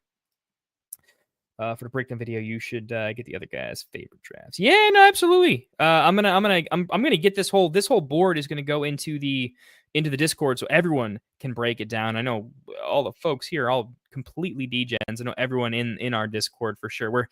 We're tiny. It's not a ton of people, but the ones that are in there, they we love hashing it out. And so I think we'll probably break this down in the Discord, just in text and talking about it, maybe hop into the voice lounge, but yeah, in the video for sure. I'll have the other guys, at least 1 or 2, hop on and as we break it down. Absolutely. So we can get some different takes too on how they're approaching it, and they have some experience doing this before, so we'll see.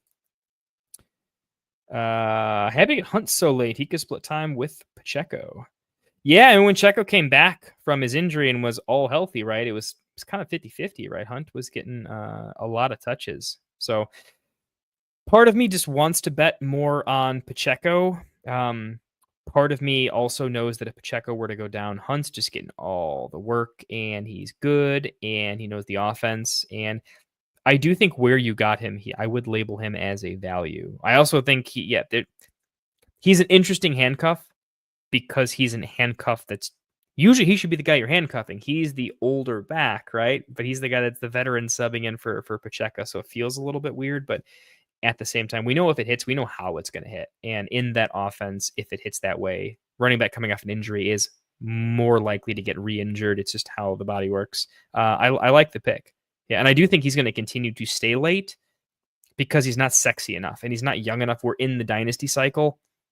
The guys that are unpopular in dynasty are going to get an immediate sort of just like a mental, like push him down a little bit more for sure.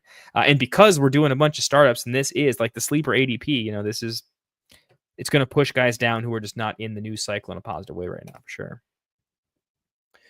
But hey, we're still hanging out. I got a little bit more energy left to be. I guess I'll keep going for a little bit. Won't go on forever. Just because you'll probably get sick of me at some point in the takes. We'll get driven. I'm going to finish up breaking down my team a little bit, give you my thoughts, and then we can call it. Definitely, probably not going on for too many more minutes. So get all your questions in there if you can. I'll prioritize questions over anything else that you guys want to. And shoot, I don't care if any of you guys have a little shout out of your own you want to mention in chat. I'll throw it up on the screen if you get your own little side hustle going on, whatever it is. I just know that the greater fantasy football community has been super cool to me, super cool to get right. A lot of folks hit me up on X and a lot of other places, giving me a lot of help and notes on how to take this to the next level, which is really cool. So appreciate that. Let's look at some picks here. So we talked about Purdy. Let's get into the DJ Moore pick. We talked about that being a little bit of a panic. Remember, I was looking for Caleb Johnson. I had 2 seconds. So let's just pretend DJ Moore's Caleb Johnson here. So I finally have a running back. Honestly, interesting to compare the two. Who would I rather have? I'm going to go ahead and run that scoring too, because now that I think about it, I do project DJ Moore to be sort of undervalued. I do think he's going to have the volume.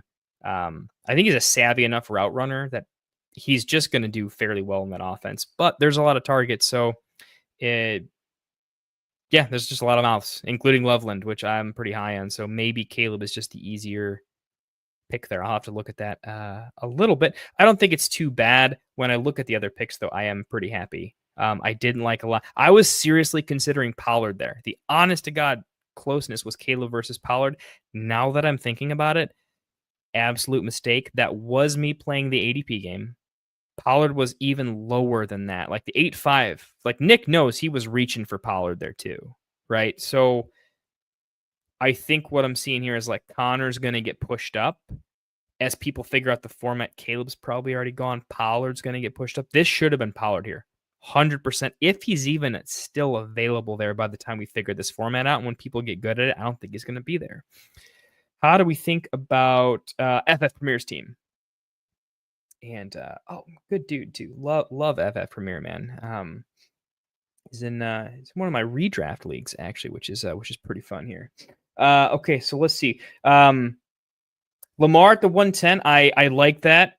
It's interesting for me because I think it's like Christian McCaffrey, I think, went later than he was supposed to, but Lamar probably a little bit safer than Christian McCaffrey. Lamar, Allen, Daniels are the only quarterbacks I would even remotely consider. Probably even it would be a minute. I mean, yeah, it hurts. He's touchdown centric. He gets so many first downs too. I guess I won't get too heavy on the earlier picks just because it's just such a nice range. He ended up getting McCaffrey anyway, so it's whatever. I think that was a good combination. I think that's a fine range there.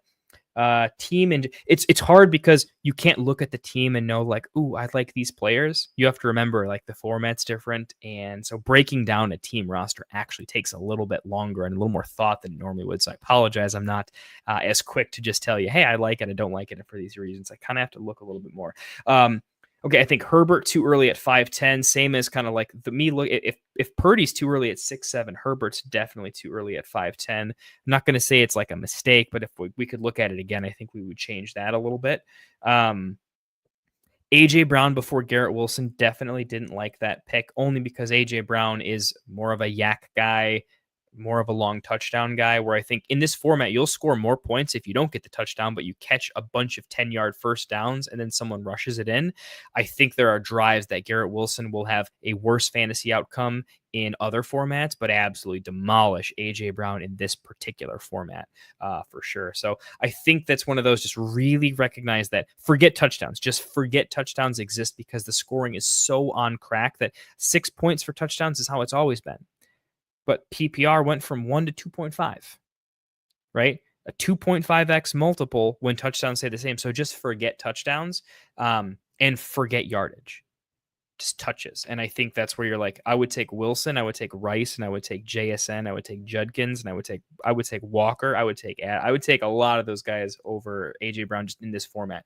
Like Ladd made a ton of sense though. I think Ladd is going to absolutely eat a bunch of volume. If anything, his volume is going to go up because I think he's going to have to do less stuff down the field with a true X and Trey Harris joining the field. I think he can do more of a power slot, big slot thing, which is what he did anyways quite a bit, but I think he can do that better and more consistently. So I like that pick. Didn't like AJ Brown. Herbert a little early. Monty, I don't hate. Would I take him? Would I look at some other guys? Yeah, for sure. I'd go Connor over Monty, but I mean, there's similar tiers, have similar things. Monty, notably, he gets a lot of first downs. He closes the clock out a lot, and so he gets if they're winning in the fourth quarter. Now, remember they did lose their center to a retirement. That could be a pretty big deal. So I think their line getting weaker with new head coaching changes. Monty, new head coach, lost their center. I think he's a little bit riskier than I would like, so I would have pivoted a little bit different, but I think Monty's the type of player I think makes sense there over the wide receivers, because the wide receivers, Evans, these are touchdown guys. These are yak guys. Evans, you know what I mean? They're yardage or touchdown guys. And the running back makes a lot more sense there. Najee, I think you look at Najee as a volume back, right? Makes sense. Najee, I'm worried about. I'm a little bit worried that Hampton is just so. Remember when Bucky was just so much better than Rachaad White? And Rachaad White wasn't bad. He was good the year before. The team liked him. He wasn't bad. It wasn't like Bucky got in the field because Rachaad was bad. It was we can't take Bucky off the field anymore. I am worried that Najee is going to get Hamptoned. I'm worried that Hampton is just so good, and that team is not in. Let's just kick it down the can another year. They had a heartbreaking loss where Herbert played the worst game I've ever seen him play. They're ready to go. I don't think they're going to mess around. If Hampton's the dude and he's ready to go, he's going to be Bucky or better, and he's going to do his thing. So it's a player pick in particular that I would have changed, but I probably would have gone with, again, the next running back there I still think is the value. This is getting close to some wide receiver values, but they're not quite. Judy and Kupp I like there a little bit. But I think the running back could still be the right call, just not him. Upside wide receivers, I would have gone Jennings over Reed. Again, Reed's just not the right player for this format. I think where Jennings could eat and the other guys around him are all injured. I mean, there's a world where Jennings is the only healthy wide receiver on that team, and it's just him and Kittle just going to town, right? By the way, Kittle needs to go higher. Where did Kittle go? I don't know. Maybe he did go high. Okay, well, no, yeah, he went 3-2. He went before Devin Achane. Nope, you guys know Kittle's awesome. But yeah, he's rising on my boards a ton. So Kupp I liked. Reed I would have taken probably Jennings, or the running backs are not good here. So I see why you were probably like, Reed's a good wide receiver, and what else am I looking at, right? And I got 30 seconds. I think maybe I would look at like Njoku Ingram there. They have an entire extra point per perception over Reed. That's close. I'm gonna make a note of that. The David Njoku, Ingram going around lower. I'll even include Downs in there for sure, probably, and even maybe like a like a Beck or whatever. And I'll compare it against Reed and see how Reed comes out. That could be an interesting one. Stylistically, I would have gone a little bit different, I think. I do like the Ayuk pick. Ayuk is getting buried. One of my main takes is everyone overreacts to injuries because fantasy football is a feel-good sport, and we don't want to make the sound decisions, right?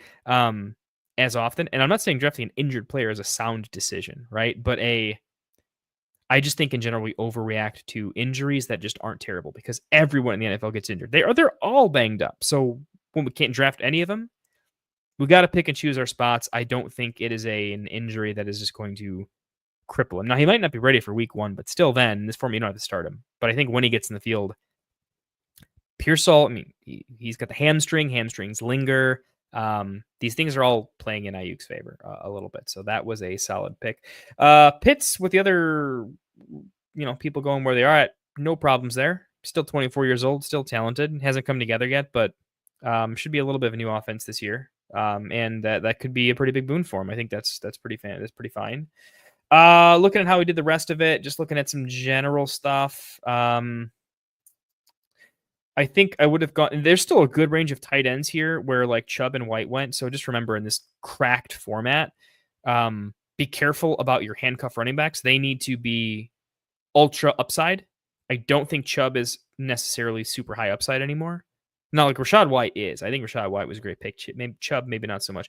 Lockett, great pick. Here's where we start getting nice. And I know FF Premier, and I know he's a very talented drafter, so Lockett was a nice value. Goddard, with or without the trade. Target funnel doesn't have to be bad. He could be fine. Jalen Noel, a lot of upside. Dylan Sampson, a guy I was already thinking of taking. Compared to other guys in the range, remember we talked about 15 plus was ugly across the board no matter what. So I have to just say all of these picks were in a range of pretty disgusting anyways. How do we like his picks compared to disgusting? We can't really talk about build quality either because the positions don't matter. What do we take? We ended up playing out like a true super flex though, with two solid quarterbacks and the super kind of almost handcuffy situation there. Let's see, McLaughlin and Moss, handcuff, Isaac Tesla. Yeah, I mean, if something happens, he's going to get in the field, and they traded a lot for him, right? So they got to have a plan for him. If their plan's not this year, they have something for him. Look, like Noah, like Samson, like Goddard, I think this whole 4-pack of players is great. And here, how can you really judge? You know what I mean? At this point, I'll have to do more homework on really figuring out which late round picks I think are elite and which are fool's gold. I don't have a good enough beat on it, because the overlay of this format in particular is just, I can't get there, right? If we were doing, if I could trade for 1 million late round picks in Dynasty, I love nailing, the later round picks, especially in like startups. So I do have guys I would normally like in this range, but I have to really think differently in this format. So I'm not going to give you too many takes. I don't think I would be super valuable to that though. But earlier in the draft, I know I feel like I'm being really harsh and negative on FF Premier here, but this was a draft where we're figuring stuff out. So I don't think I'm doing anybody any favors by just kind of taking it chill. I liked the idea behind some of the picks, but I think stylistically, volume is king. Usage is not volume.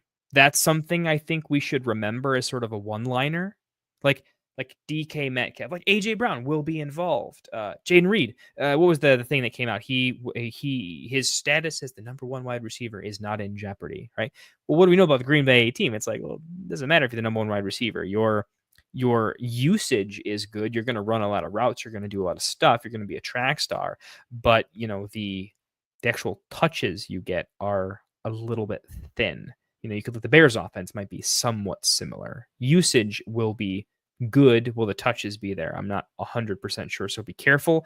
We're looking at touches, not usage. So that's also one of those, some wide receiver ones are created differently than others, right? Like, there's just some that are volume kings and there's some that are more touchdown X's. Between Jaden Reed and like a Waddle, I know Waddle went probably quite a bit earlier, I would imagine, but Jaden Reed's just not a PPR guy. Now, the interesting thing is, what if he became a PPR guy this year because they did a bunch of like Rashee Rice, like Devonta Smith sort of like slot stuff with him. I don't know if he's big enough to do it, but that could be interesting.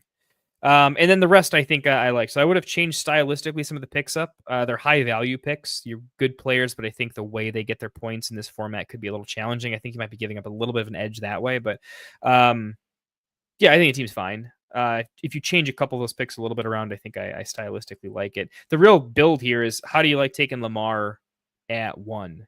If I could just take this team as like Lamar, McCaffrey, and then McConkey where he went, like that starts phenomenal. I think that's really, really good. And I have to look at the range of outcomes for like a quarterback. I want to look at the Josh Allen, Lamar Jackson, Jaden Daniels sort of range of when they have a rushing bump versus what if they don't rush as much. Where does that kind of let them fall in the scoring? So more to come there. I don't have great or enough feedback and takes there for you guys. I'm not confident yet. I'm bringing up the topic because I think you guys can do your own homework as well. But that's kind of where I'm at with it. So FF Premier, that's what I got for you. Christopher North, that you are FF Premier, right? I think, like, I'm pretty sure. It's crazy because there's the sleeper name's one thing, but the Discord name's another, and the name on YouTube's another. So putting it all together can be a little bit dicey, but we'll see. But appreciate coming in. Sorry I had to. Yes, sir. Yes. Sorry I was so critical, man. I was I was not the nicest, but I sincerely hope it was useful. I would expect and appreciate the same criticism of mine in this format, because when we get to Chicago, I want to nail this thing, and low key, but not low key. I want to win this thing. Was stupid fortunate enough, rabbit's foot to go from like an SBF hopeful for the first time last year, didn't do anything, to straight to the live draft. So Wilson's still in the chat. It's probably all because of him and Classic Mike. Honestly, they put my name up a bunch last year, so appreciate you guys like a bunch, man. Appreciate you. Good attitude to have. I like it.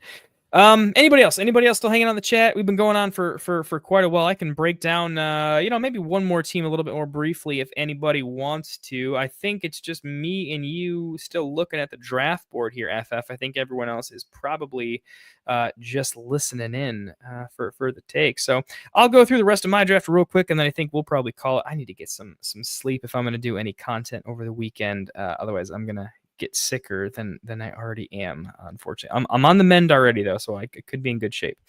Let's finish this up. So I said Waddle here because I was taking an upside shot. I looked at the other wide receivers, and I just did not see a lot of volume upside. I liked Ridley.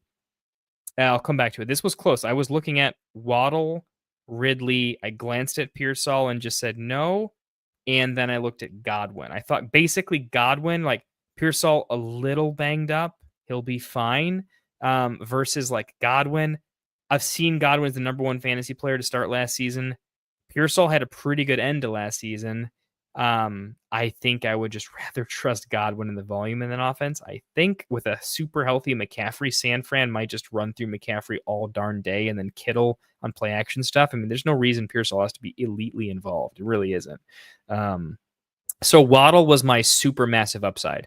It could be a total punt of a pick, and I'm looking like, should there have been a running back? The running backs just didn't make sense to me, and that's why you'll see, I think, after the Tracy pick, I mean, you have one running back in 9 and 2 in 10 compared to earlier. That was the lowest we've seen, So I think the receiver there was probably the right choice. It's a fine enough pick. I'm honestly looking down farther. I'm looking at like Juwan Jennings versus Waddle, and straight up Jennings might be the better pick, but I think Waddle, if something happened to Tyreek, even if he doesn't, I still think Waddle's upside is still probably his top end upside is higher than everybody. I'm a little bit worried that straight up Darnell Mooney might be a better pick 2 rounds later than Waddle. So do you play the ADP game there? And with how many different guys? I think this range, I'm going to have to get sort of a checklist of forget the ADP game, have conviction on these guys, because I'm looking 2 rounds later and saying, hey, I probably should have just taken that guy. So we'll look at that a little bit later on. I don't hate the pick. Maybe it could have been arranged a little bit differently. I was looking at Godwin earlier, so obviously I took him. I was hoping to wheel Ridley or Godwin. It is interesting to note that, Mooney versus Godwin there. I don't know. We'll have to figure that one out a little bit later. I'd like shares. If I didn't get Waddle, I'd get one of those other guys. If I didn't get him, I would take Jennings. If I didn't take Jennings, I'd take Mooney. So in this range, I want a lot of those guys. Joku in the 10th kind of felt like cheating, to be honest. I think he could be like the tight end 6, no problem. And he's going way later than that. What side? 1, 2, 3, 4, 5, 6, 7, 8. I mean, basically like tight end 10. I think I'm getting him at a value, and that just felt good. Downs, favorite pick in the draft. I think he'll probably be a better pick than Godwin at the 9-6. So I mean, I guess I like enough picks in this range that I do have to play the ADP game, because someone's always going to fall to me. I'll have to see in future drafts if people get pretty sharp and we all start liking the same guys as more SBF targets, a draft and avoid stuff comes up. And there'll be a lot of that everywhere. I think a lot of these hidden gems are going to start rising. What I'm saying is it could get to this point where you do play the ADP game, because maybe I have 3 guys I like in each round enough that you just got to do that. But the ADP game in Sleeper is different. I need to figure out what the market ADP is for this. So that's probably what I recommend to you guys too, is we got to do enough, get enough reps in here to kind of figure out who's hot and who's not. If I drafted with you guys again right now, a bunch of the guys I took are all going earlier, right? And so I'm going to have to do something different. So I'm going to do another mock and we'll learn from that. Finishing this out, Mason Taylor, has the chance to be, the second weapon in that offense. And we're looking at volume. I don't need him to score a single touchdown. If he can be, a really crappy version of McBride on that team, great. That is what we are looking for. Mason Taylor, an elite pick for late, not an elite pick in general, but for where he goes, I think he is going to be nice. Very happy. I don't think I passed up on anybody else that I should have. Was happy to have him. In the next round, I was looking at Wandale or Strange. It's pretty easy for me. I think Wandale is just a massive, massive target hog. And that's what you want in this format. I think he should be really, really good, consistent player for me. And he kind of acts as a pseudo handcuff. If he's just super limited by Neighbors, I have Neighbors on my team. Happy to have him. That's a positive situation. Injury happens. It elevates. If Wandale goes down, Neighbors has to catch the ball on every single play, right? So I think there's correlation there that makes sense. Don't mind that pick whatsoever. And remember, I meant that to be Gesicki, and I still like that. So keep in mind, I would have gone tight end 10, 12, and 14. We decided we are going to full punt tight end. How do we think about it? We were considering Bowers in 1. The thing is, you can take all the tight ends you want because you can start as many as you want to. So you just have to look at tight ends like another pass catcher. A tight end and a wide receiver are the same thing. They're pass catchers. I think I'm going to have to run a few scenarios in my head just to remind myself, hey, a 5 for 50 in this format. What is that? Right? What is this? What is this? What's their range of outcomes? I need to get a point spread difference in my head for when I can kind of forecast people quickly, where I see this range of production equals this range of production in tight ends. I need to get that more in my head a little bit, and that will make these later on picks not easier, but you'll be more confident in who you're taking and why. Hopefully that makes sense, right? Knowing the tight end versus the wide receiver, you're drafting a pass catcher. That's a slightly different scoring format to kind of figure that out a little bit. But in general, if the wide receiver and tight end are kind of close, just think of how you would draft them and kind of redraft to some extent. If they're close, go with the tight end. So I like this range of lower end tight ends. I think the tight end, 5 through whatever, can shuffle around a lot each year. But the point is they're all pretty close in points. But they're elevated points in this format. So liked Njoku, liked Taylor, liked what would have been Gesicki, ended up being Otten, totally okay. And then the gross rounds 15 through. I still like some upside in Tillman. They're honestly feeling not a bad pick. A lot of these are like fine picks, Noel, Coker, Leggett, Royals. I like a lot of these. So if it wasn't Tillman, it would have been a lot of those other wide receivers. Point being, I don't like the handcuffs in this range. I'll give you the full list of guys that I like. I like Braylon Allen as a handcuff. Like, I like taking Wright and Gordon. It's a deep bench. I thought that was savvy. I don't like taking one of them, but taking 2 when you can, actually, because this range is so gross, I like taking both and just saying, if something happens, I got it. You have to imagine it might be an ugly timeshare, but that's one where maybe it isn't. Not sure. Later on, I guess one thing I'm noticing is the Geno Smith, Tyler Shuck, Wilson, Darnold, even Shador. These guys do feel better than the meh picks in this range. I don't know if Tyler Shuck is good, great, mediocre, off. I don't know, but he could be better than we think. Russell Wilson has some good offensive weapons. He has played good. Sometimes he likes to do the F it deep ball thing and can get crazy with it. This is not a pro Russell Wilson take. I'm just saying, like, here where I took him in the 18th over the trash that was left, I think there's an argument for you don't need to start a quarterback, but like quarterbacks late, because you can draft them late, because you can kind of draft him as a handcuff for 2 slots. I think there's some value there. I would look at more late round. I don't think we were thinking about it. I think a lot of us were looking at the flex pool, but honestly, I was blind to quarterbacks for all because I was looking at the flex pool just so I didn't have to wade past guys I didn't want to pick. But that's another mental note for the future is in the post 15, probably 16 plus round, I am looking for Geno Smith, Tyler Shuck, Russell Wilson, Sam Darnold. Sam Darnold just came off a great season. They got weapons in Seattle, right? And maybe some Shador. Less on Shador, more Darnold, Wilson, Shuck. They're probably Smith, Russell, Darnold. The fact that I'm talking these other guys in the same sentence is a little bit crazy, but those guys really should do it. Would be pretty thrilled to grab them a little bit late.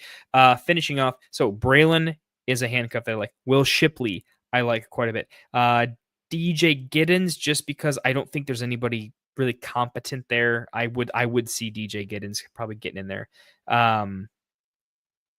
Yeah, Hawkes Hunter. I think that's one of those between him and Quorum. I said I like the Hawkes Hunter pick. I'm changing my mind because between him and Quorum, I think it would be the upside's capped because they would split. So that's one that I would have to think about a little bit. Justice Hill, I think I don't know what to think about him. I want to say I like him, but at the same time, would it be better to just take the Keaton Mitchell in the next round potentially? As I think Keaton Mitchell's more of the future, and there is the potential to get him more involved. He's just not a volume guy. So if something were to happen, who gets the volume? I honestly, I don't know, to be honest. I think I prefer Mitchell to Hill, but those aren't terrible because the offense is great and Henry is super old. Things can happen. I think I like them versus a lot of the handcuffs before them. Again, I talked about Will Shipley. Just pretty simple. Saquon goes down. I do think he steps into all the volume. That's big. A lot of the guys are talking about that doesn't happen. Does happen for him. Woody Marks, I think he gets a lot of the volume. I think he's good enough. Kyle Monanga, I think he's getting steamed up in camp a little bit. I think he could potentially be, I'll call it right now, he could be the next Pacheco. He fits that archetype. He could fit that for them. I like him. Kendre is worth a shot, and I like Isaiah Davis hyper late. Same thing with Braylon Allen. It's like you can get Braylon Allen 6 rounds later in this case, and I'm not quite sure who gets the nod. I like them both. So I have very particular handcuffs that I like at running back, but that's kind of it. Otherwise, I have favorites at wide receiver. What I want to target is ambiguous wide receiver rooms. So that's why I went with Bryant and Horton to some extent, because it's not really ambiguous, but between who's 1 and who's 2, yeah, I mean, I think Horton is easily the third above the tight ends. And I'm not sure where Kupp is at too. So Horton's pretty solid. Anyway, that's some of my favorite later picks in this ugly range. Maybe you can take a few of those to note. There's no great strategy here positionally. So that's the weird thing. Normally I'm talking about positional strategy here. The only thing I can think of is these quarterbacks I think were a value. So that was breaking down my draft pick for pick. I said I was going to draft 2,000 running backs, and I drafted Genty and then didn't take a running back until the 19th round. So best laid plans. This was a mock where I didn't even think running backs would go as quickly as they did. I think it was going to take people longer. I think the next draft they're going to be up the board and up the board and up the board. So we'll see. If this was the draft I thought I would end up with more running backs and I had none, maybe we're going to have a meta where in the mocks the running backs go up, and up, and then eventually all of us have to be like, hey, the wide receivers are a screaming value, and we'll have to monitor where the meta is with the drafting. So that's kind of spicy, kind of fun. It means the only way to really figure this one out is to do a lot of enough mocks that everyone's tried out enough and are starting to get try hard. So interesting. Yeah, not the draft I thought I would end up with. If I pushed my quarterbacks a different way, I think I would have fit in a running back or two there. But we'll see. But anyways, hey, I think I'm calling it a night. Sick draft. Thanks for coming out. Appreciate you guys. You're like every other content creator on the planet, but I think I mean it more earnestly than all of them. Please, if it takes 30 seconds, it means the absolute world to me and my friends. Please do consider liking and subscribing to our YouTube channels. There's the Get Right Fantasy Network, kind of our home channel. The whole idea there is we want to have enough of us creating enough shows over time here, hopefully sooner rather than later, that it's just kind of our central brand. And then, if you want to check out, me and Phil's stuff, or if you want to check out what, Mike or maybe Rasta or some other guys are doing, no problem. But definitely check out the Get Right Fantasy Network. Please give us a like and a subscribe. It helps us a ton. Check out my channel, the Fantasy Football Tavern. I haven't put anything out in a long time. I'm 100% focused on building up Get Right, specifically our community. We're not a get rich quick scheme here. We're just trying to build a really cool community in our Discord where we're going really deep on trade analysis, not like rate the trades like a trade calculator, but full in-depth trade theory, roster construction. And we're too small, so we're not charging anything yet, but product development is coming. I'm actually working with a couple of fans this weekend. Actually, I say fans, that's an insult. They're actually industry professionals that are giving me just as much advice too. So if I'm saying anything, like and subscribe, please. It helps us a lot. And, even if not, please consider checking out our Discord. It's It's an amazing community. It's small, but it's growing, and they are draft degenerates. You'll love hanging out. We chat more and go more in depth on trade than anybody else does. 100%, guarantee it. If you see our group chat and get right, it's there for sure. So that's us. Like, subscribe, do the thing. Leave us some comments on the YouTube channel. Appreciate that. I'll catch you in Discord, and come mock with us again. I can't think of anything else to say, so let's play some music. I'm gonna hit the bed. You guys are legends. I should have had the outro button ready. This is embarrassing. Catch you guys later. Wanted to white fantasy is the play. Marking nothing but I tune every Friday. Strategies provided, I will lock in every way. So go and roll your sleeves up. Yeah, go and roll your sleeves up.